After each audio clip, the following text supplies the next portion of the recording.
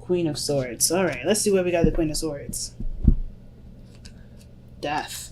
There's some changes here, and there may be a little bit of reluctance, right? Like if it's change that's not your own, it's resistant, right? Because it's not in your control.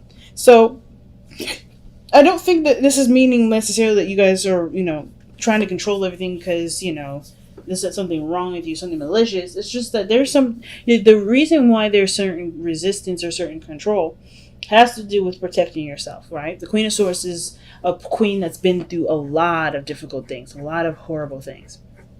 And there's a lot of great things. But those difficult times have made her stronger. And I feel like that's what you guys have noticed about yourselves. You guys have definitely gotten stronger with the difficult times that you guys have faced. But there is resisting some sort of transition, some sort of change. And it may be change that may not be within your control. Because you have the Eight of Cups here. That does talk about not being satisfied with the situation, ready to go ahead and just leave it as is, right? You're not necessarily upset about it. You're not pissed off. You're just over it, right? You're not necessarily able to give any more than you have been, right? You think you've put in enough work. And it's showing here that the Queen of Pentacles, you've applied yourself, you've committed to your, to whatever it was that you've been putting a lot of effort and time into. You've been putting a lot of work into it. So it makes sense, naturally, if you've been putting a lot of work into something that you saw value in the past, it may not be getting you anything now, so you're emotionally done with it. Because here with the Five of Cups, I kind of feel like with the situation, with how much work you've been putting into something, you kind of feel like because it hasn't given you anything back, you feel like you either missed an opportunity, somebody may have left, or maybe you feel like you're done with something, or something's ended, something that you regret, okay? Because the Five of Cups can talk about regret. Either this could be the other person as well. Maybe they regret something, especially in regards to interaction and working together and doing things as a couple. So yeah, I kind of get the sense that with the Five of Cups, there's a lot of looking at missed opportunities. And the shifting to looking at what the possibilities are, they're there. It's just it's hard to overlook this, which is why the Queen of Swords is coming up, right? Like, you want to protect yourself from any more loss, but in order for yourself to do that, instead of preparing for it, because if you think about it, the Five of Swords is really giving me a seriously big sign. Be careful not to prevent anything bad from happening, because that may end up sabotaging it anyway and causing exactly what you're fearing, right? Because I think you do want the Two of Cups. This is like in your hopes and fears. This is usually like, this is what's been going down, something that may have fallen through. But if you shift your focus back to love, things will be fine. Things will be perfect, right? And I feel like you guys know that. But it's just hard to do it when you guys know how things have gone in the past. And it's just very painful. So I kind of get the sense that for a lot of you guys, it's hard to shift your focus away from what could happen or what has already happened in the past. And like, really, I think in the top of your head, some of you guys are thinking like, what is going to prevent this from happening again? It's by shifting your focus. Because the Five of Swords is talking about, it talks about fighting for what not fighting for what you believe in, but, not compromise. It can talk about not compromising. It can talk about being, really figuring out whether or not some sort of direction is worth it or not. Making sure your needs are met and things like that. But through the inconvenience and the inconsideration of others, right? Because the Five of Swords isn't around being selfish, but it's about being considerate too that counts. You don't have to be inconsiderate. You could definitely be selfish, but you don't have to be considerate. So I kind of get this feeling that you guys, of course, because you've been hurt in the past, there's some things, especially because considering that you've been, committed, you put a lot of, value, work into something, put a lot of time into it, into a past relationship, and that was, something happened where you may have lost that. But I don't think that this is the same situation again. I don't think this is the same circumstance because of just how the Five of Swords is really talking about. Be careful about what you believe is more important, whether this is you taking control of the situation or the relationship. Now, the Five of Swords tells me that there is something there regarding other people, and I feel like, of course, the inclination to make sure you're covered is, of course, one of those things that's going to come up. You should always make sure that you're covered, but that's what your boundaries are there for. The second you start, like, fighting over petty things, like, it could be material, it could be, money, it could be something else, right? is it worth it enough to put the relationship in such a position where there's no way to move forward, because there's a lot of looking at a situation, that a lot of looking at something that may not necessarily matter to the real, to the overall connection, right? It's about, Five of Swords is petty arguments, right? Fighting about things that really don't matter, that really don't really have anything to do with the current situation. Some of you guys may be dealing with somebody that's causing a lot of friction, being very combative with you, and it's frustrating because perhaps you guys are trying to go in a new direction. But I kind of get this feeling that some of you guys may be dealing with someone that, yes, this person is trying to start new, start fresh. There may have been a falling out before with somebody in the past, maybe the same person.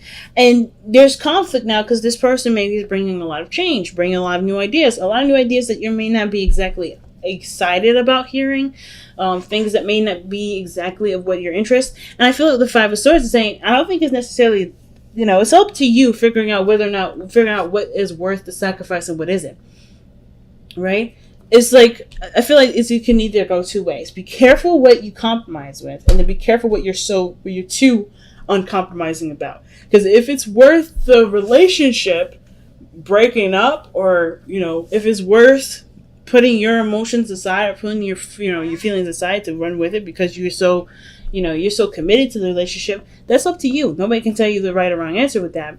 But that's why the Five of Swords is such a neutral energy, in my opinion, because, even though it's saying be cautious that to get, caught up in the details and then lose yourself in that detail and then end up, severing ties in areas that you don't want to, or compromising parts of yourself that you really shouldn't probably compromise for the sake of the relationship. It's really all about figuring out what works for you. And the only way any of those things apply is if you can look at the situation from the perspective of what you're giving up and what you're not willing to give up. So I feel like with this future showing up, the Two of Wands, there's a lot of decisions that you have to make. Or, excuse me, there's not a lot of decisions. There's a choice in which you have to make in regards to how you're going to make your dreams come true. How are you going to advance in this relationship? What direction are you both trying to head towards?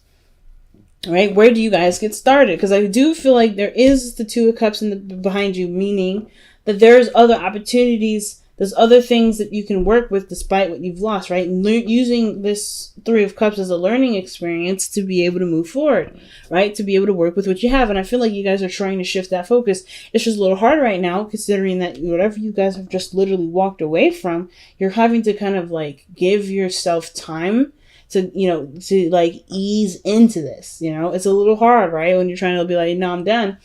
And you just lost something that was precious to you. And it's just like, okay, but there's other things I can work with. It's just still a little difficult, but you can do it. And I feel like the way you do it isn't by fighting over stuff that doesn't necessarily have anything to do with the relationship. It's about seeing the bigger picture at the end of the day. It's hard to do with this energy, considering that there's a lot of changes that are happening that you don't really want to change, right? Death is a very difficult energy, and it's going to happen one way or the other usually. Like, resisting it is usually prolonging the inevitable. But I feel like the Five of Cups, Five of Swords, it's just that there's different ideas, different perspectives, and you may leave some of this behind, and that's the part that hurts. Maybe you feel like because you feel like you missed some opportunities, you can't achieve those things. But I feel like the relationship is showing there's an opportunity to do it. There's just another way that you may have to go about doing it instead of the old-fashioned way, the way that you had planned. And therefore, it's causing a lot of conflict. So, your hopes and fears is the Two of Cups, family. Like, you guys really feel a strong connection with this person. And I really feel like you guys have a lot of the same ideals. You really want this relationship to work. But you also want to make sure that this relationship is definitely what it says it is, right? You want to make sure that this relationship isn't just a forced thing. You want this to be as natural as possible. But you also want this person to be a partner. Not just a lover, but someone you can work with. And it makes 100% sense. Especially when they have different ideas. You want to be on the same page. And I feel like you guys already are. It's just that there's certain things, there's certain ways of doing it that's different. Right? And I feel like that's what the Two of Wands in the future is showing us, considering those options. Not completely shutting them down because you're not really sure about how those methods are going to work, but really just considering considering them, right? If not totally doing it.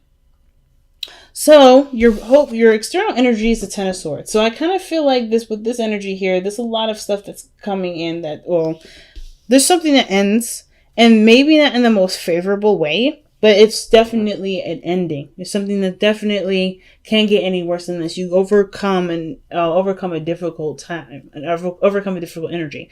No doubt about it is this energy difficult, but it's usually the worst of the worst and the last of the last. Okay. So let's see why the Ten of Swords is coming up in the outcome. What is the Ten of Swords showing us in the outcome? Why is this Ten of Swords coming up in the outcome?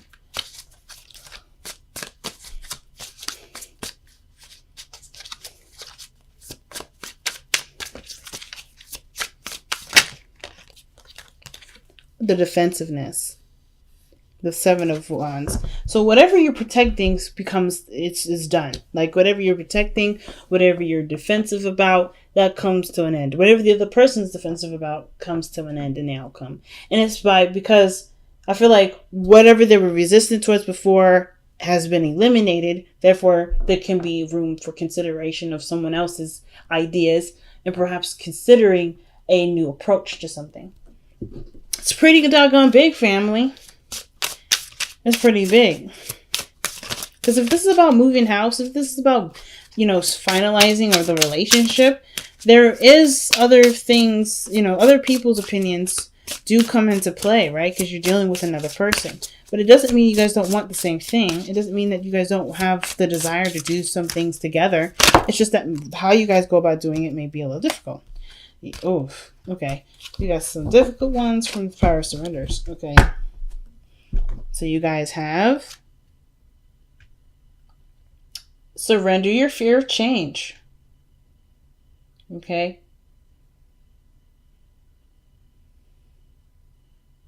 Oh, wow. It's like having a hard time now focusing. But anyway, surrender your fear of change.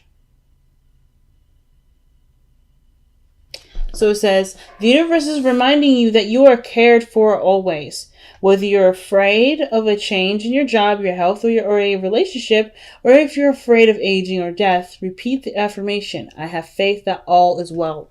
I have faith that all is well. And then you guys have surrender your ego.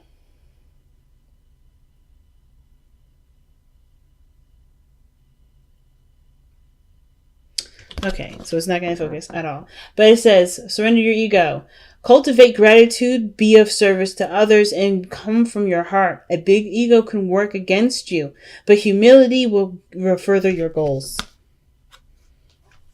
All right, fam. That's a big message. And usually a pretty hard pill to swallow. And I don't think it's that you guys are being egotistical or chauvinistic. I really feel like you guys are trying to protect yourselves. It's the reason why you guys are afraid of the change is because it's out of necessarily your control. You got two cards of passivity and you guys are fixed energy. Right? Queen of Swords, Queen of Pentacles. They're both doers and they both are, they're both, take action in some degree, but they're also very open to changes. They're very open to receiving things. More open than the kings will ever be. And I find that definitely one of the hardest things, like being open to receiving changes that will end up giving you what you want. But you have to be open to receiving and be open to those changes. And it's hard to do. And you've been through a lot. Right. Actions speak loudly. Express your love through your action. Okay. And that's crazy. So I don't think that you guys are meant to stay put and just kind of let everything happen. But I do feel like paying attention to other people's actions is the best way to gauge whether or not someone's trying to control your life or trying to build a life with you. Because there's always two different things, right? I don't think you shouldn't stop communicating what you want, but I do believe that if there are things that you want done and the other person may have a different way about doing it, I feel like letting them do it is the best way to